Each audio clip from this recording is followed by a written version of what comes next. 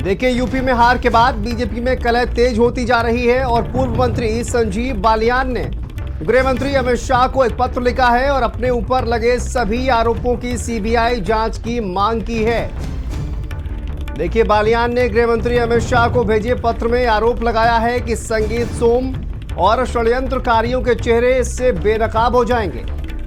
संगीत सोम की बालियान पर भ्रष्टाचार के आरोपों की सूची जारी की थी। देखिए, तमाम भ्रष्टाचार के आरोप संजीव बालियान पर लगाए गए थे और देखिए, उन्होंने पत्र लिखा है, सीबीआई जांच की मांग की है।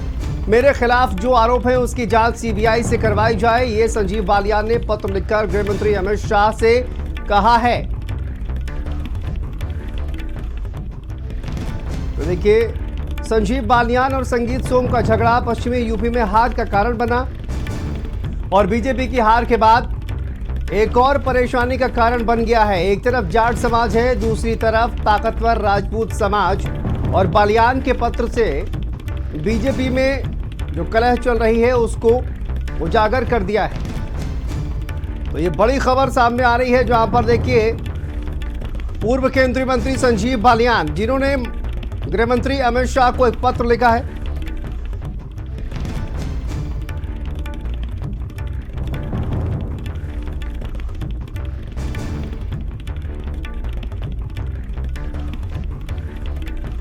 तो देखिए, ये बड़ी खबर सामने आ रही है। हमारे साथ संवाददाता नरेंद्र प्रताप जुड़ गए हैं। नरेंद्र, क्या जानकारी सामने आ रही है अब संजीव बालियान ने जो पत्र लिखा है उसको लेकर? देखिए, पिछले दिनों जिस तरह की जो घटनाएं यहाँ पर इन दोनों नेताओं के बीच में शुरू हुई थी वेस्टर्न यूपी में, और जिस तरीके से एक पर्चे के जरिए, 2 पन्ने का एक जो पर्चा था उसके जरिए ये आरोप लगाए गए थे संजीव बालियान के ऊपर कि उन्होंने विदेश में भ्रष्टाचार कर रखा है और भ्रष्टाचार का जो पैसा है वो ऑस्ट्रेलिया में निवेश किया है। इसके अलावा और बहुत सारे आरोप उनके खिलाफ लगाए गए थे, जिनमें से मुख्यतः अपराधियों को संरक्षण देने के भी आरोप थे और अपने जो कारोबार हैं वो खड़े करने के आरोप भी उनके ऊपर लगे थे। इस पूरे मामले में संजीव बालियान ने एक चिट्ठी लिखी है अमित शाह को और ये कहा है कि जो उन्होंने 10 साल में कमाया है वो ये है कि उन्होंने यहाँ पर एक अच्छे नेता के तौर पर अपनी छवि कमाई है। इसके अलावा सरकार की जो कल्याणकारी नीतियां हैं उनको जन जन तक पहुंचाने का जो बीड़ा उन्होंने उठाया था उसको बहुत हद तक उन्होंने पूरा किया है। वो अलग बात है कि वो इस चुनाव में सफल नहीं हो पाए, जीत नहीं पाए, लेकिन इस चुनाव में उनकी हार के पीछे जो षड्यंत्रकारी हैं उन्होंने साफ लिखा है कि एक पूर्व विधायक, और वो पूर्व विधायक हैं संगीत सोम, जो सरधना विधानसभा से 2022 में चुनाव हार गए थे, उनके बारे में लिखा है। और ये कहा है कि उन्होंने मेरे ऊपर जो भ्रष्टाचार के आरोप लगाए थे वो पूरे बेबुनियाद हैं और वो चाहते हैं कि वो इन आरोपों की आग में जो है निकल कर निखरें।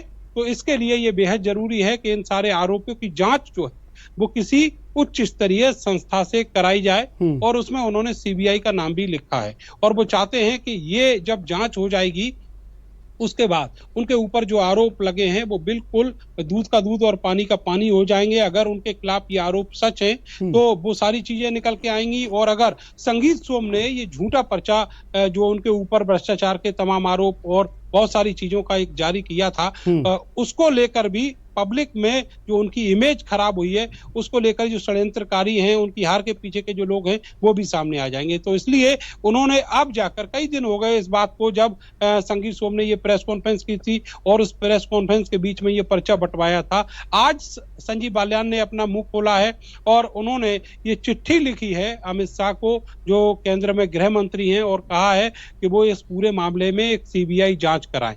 आपको बताएं कि इन दोनों नेताओं के बीच की जो अदावत है ये कई वर्षों से लगातार जारी है, लेकिन वो बात अलग है कि वो दोनों नेता ऐसे समय में उभरे जब यहाँ पर पश्चिम उत्तर प्रदेश में भाजपा की जड़ें लगातार मजबूत हो रही थी और जो मुजफ्फरनगर में 2013 में दंगा हुआ था उसके बाद ये दोनों नेता उभर कर आए। पहले संगीत सोम विधायक बने और उसके बाद में संजीव बालियान विधायक के बाद एमपी बने और उनको केंद्र में एक बड़ा पद दिया गया।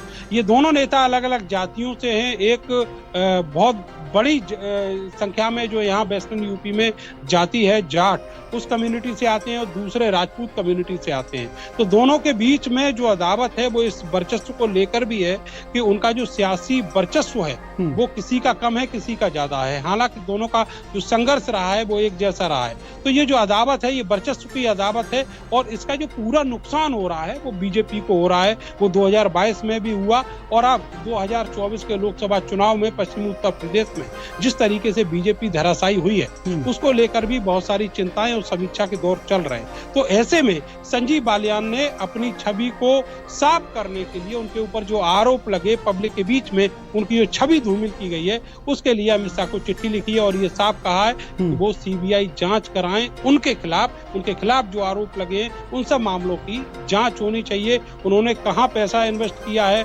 कितना पैसा कमाया है, कितने उनके कारोबार हैं, इन सभी चीजों की जांच होनी चाहिए। वो खुद इस बात को कह रहे हैं। आपको बताएं कि संगीत सोम के खिलाफ एक प्रेस कॉन्फ्रेंस भी संजीव बालियान ने की थी मुजफ्फरनगर में और ये साफ कहा था कि संगीत सोम जयचंद हैं और उन्होंने जो उनके पीछे रहकर, पर्दे के पीछे रहकर जो उन्होंने किया उसकी वजह से उनकी हार हुई है। इसके बाद अगले दिन संगीत सोम ने ये प्रेस कॉन्फ्रेंस यहाँ पर की थी और बाकायदा इसमें दिल्ली से भी कुछ मीडिया के साथी उन्होंने बुलाए थे। आपको बताएं कि उसी प्रेस कॉन्फ्रेंस के दौरान ये एक 2 पन्ने का पर्चा था, ये बांटा गया था, जिसमें संजीव बालियान के खिलाफ बहुत सारे आरोप लिखे हुए थे और बाद में संगीत सोम इस पर्चे से अपना पल्ला झाड़ गए। ये पर्चा बांटने वाला कोई और नहीं, संगीत सोम का निजी जो सचिव है वही था और उसका नाम चंद्रशेखर है और वो उनका पीआरओ है बहुत लंबे समय से। बाद में उसी पीआरओ के जरिए मेरठ के लालकुटी थाने में एक तहरीर दी गई इस पर्चे को बांटने को लेकर और ये कहा गया कि कोई उनकी कोठी में आया और सिक्योरिटी के बीच में ये पर्चा बांट के चला गया। तो इस पर्चे से उनका कोई लेना देना नहीं है, ये बाद में उन्होंने कहा। लेकिन वो जो मैसेज देना चाहते थे एक बहुत खूबसूरत तरीके से वो मैसेज उन्होंने दे दिया, जिसका खामियाजा जो है वो संजीव बालियान को भुगतना पड़ रहा है। और अब स्थिति यहाँ तक आ पहुंची है कि संजीव बालियान खुद कह रहे हैं कि उनके खिलाफ सीबीआई जांच हो और जो उनके ऊपर आरोप लगे हैं वो उनका दूध का दूध और पानी का पानी होना चाहिए। जी बिल्कुल। और देखिए, अपने दर्शकों को एक बार दिखाते हैं, ये वो पत्र है, ये पत्र लेकर सीबीआई जांच की मांग की गई है संजीव बालियान के द्वारा और केंद्रीय गृह मंत्री अमित शाह को पत्र लिखकर सीबीआई जांच की मांग की गई है। जिस तरह से संगीत सोम की तरफ से तमाम आरोप लगाए गए और उसके बाद अब इन आरोपों की जांच के लिए यह पत्र लिखा गया है। आपकी टीवी स्क्रीन पर यह पत्र हम आपको दिखा रहे थे कि किस तरह से ये पत्र लिखकर अब सीबीआई जांच की मांग की गई है। लेकिन इस कलह का क्या कोई अंत होता हुआ दिखाई दे रहा है क्या नरेंद्र? ये कलह लगातार इसी तरह से चलती रहेगी? देखिए, अगर इस कलह का कोई अंत होता तो यहाँ मेरठ में एक रैली हुई जिसमें खुद प्रधानमंत्री नरेंद्र मोदी आए थे और उस रैली में मुख्यमंत्री योगी आदित्यनाथ भी थे। इस कलह को लेकर जो अदावत थी, इसकी चर्चा वहां तक थी, हाईकमान तक थी, पार्टी के जितने भी बड़े नेता हैं सब इसको जानते हैं और उसको लेकर इन दोनों के बीच में बातचीत भी की गई, लेकिन वो बातचीत भी दोनों में से किसी ने नहीं मानी।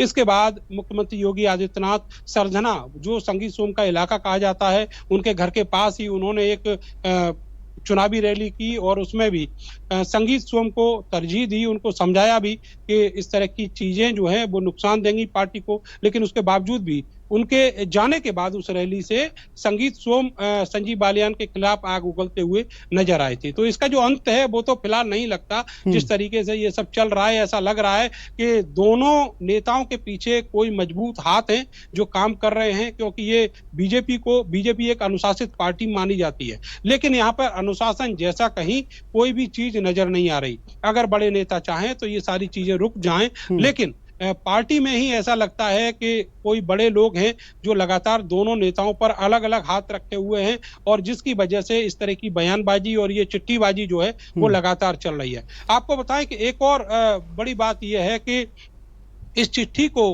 बांटने के बाद प्रेस कॉन्फ्रेंस में संगीत सोम लगातार झूठ बोल रहे थे और कह रहे थे कि इस चिट्ठी से कोई लेना देना नहीं है। लेकिन 3 एंगल से हमारे पास वो विजुअल्स हैं जिसमें उनके जो पीआरओ हैं वो खुद संगीत सोम को वो चिट्ठी पकड़ाते हुए नजर आ रहे हैं। मैं भी वहीं पर मौजूद था और उसके बाद वो चिट्ठी की एक प्रति उन्होंने मुझे भी दी थी, बाकी जो पत्रकार वहां मौजूद थे उनको भी दी थी। लेकिन बाद में इस चीज को ऐसे पल्ला झाड़ा गया कि एक मुकदमा दर्ज करा दिया जाए और उसके बाद में मामला जो है वो आता जाता हो जाए। लेकिन मेरठ पुलिस ने इस मामले में मुकदमा दर्ज नहीं किया, जिसकी वजह से संगीत सोम की स्थिति अब बहुत पसापोस में नजर आ रही है, क्योंकि ऐसी स्थिति का अंदाजा उनको भी नहीं था। वो ये चाहते थे कि ये चिट्ठी आहिस्ते से जारी भी हो जाए, उनका जो मोटिव है वो भी पूरा हो जाए और वो पल्ला भी झाड़ जाए, इससे उनका कोई लेना देना जो है वो कंफर्म ना हो पाए। लेकिन ऐसा नहीं हुआ। एक वीडियो सामने आया जिसके आधार पर पुलिस ने बिल्कुल साफ इनकार कर दिया कि वो कोई भी फर्जी मुकदमा